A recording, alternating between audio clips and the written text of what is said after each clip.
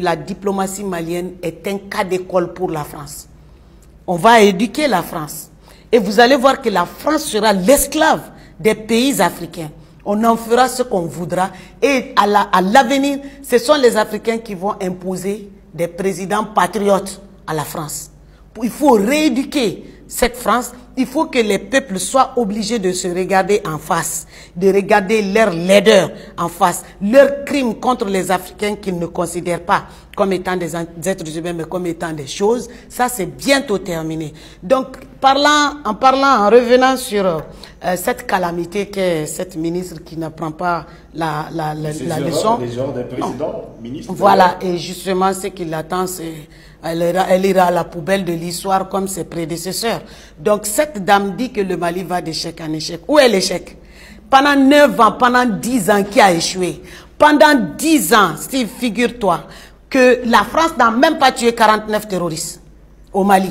Et personne n'a jamais vu un corps de terroristes que la France a tué. Tout simplement parce que ce que l'État malien est en train de dénoncer, c'est ça la vérité.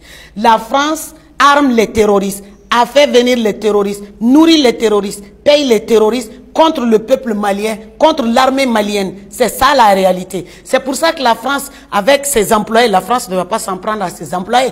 Et la France même était un État terroriste. C'est pas moi qui le dis, c'est Salif Keita qui le dit, le grand panafricain musicien, chanteur du Mali. Salif Keita, il a dit la France c'est un État terroriste et il a dit comment Ibeka peut se soumettre à ce gamin. Et vous devinez c'est qui le gamin? C'est bien sûr Emmanuel Macron qui est le gamin. Donc la France c'est un État terroriste. Ça c'est un fait. C'est la France. La preuve est que notre autorité a tiré Macron par les cheveux pour l'agenouiller devant l'ONU et faire éclater la vérité avec des preuves. Parce qu'aujourd'hui, avec la montée en puissance de l'armée malienne, on a des radars, on a tout. Donc les intrusions aériennes que la France faisait au Mali ne sont plus possibles. La France ne peut même en étendant son transpondeur.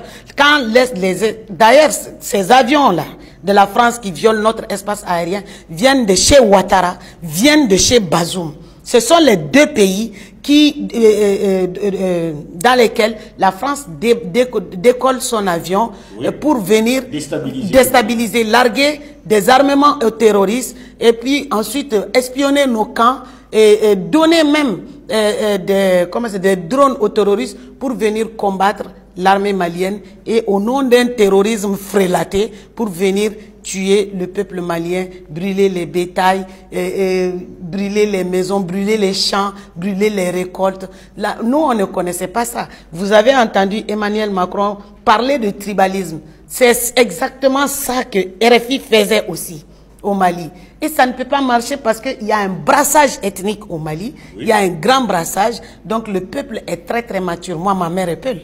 Ma mère est Peul, sa mère est Peul, son père est Peul. Mon père n'est pas Peul. Donc le Mali, c'est comme ça. Ils ne peuvent pas réussir l'ethnicité, comment dire, le tribalisme chez nous parce que tout simplement, le peuple malien en a fini avec le jeu macabre. Non, avec le jeu macabre. D'ailleurs, on a condamné, tout le monde a condamné les propos de Macron. Il faut le répéter, sauf les politiciens maliens.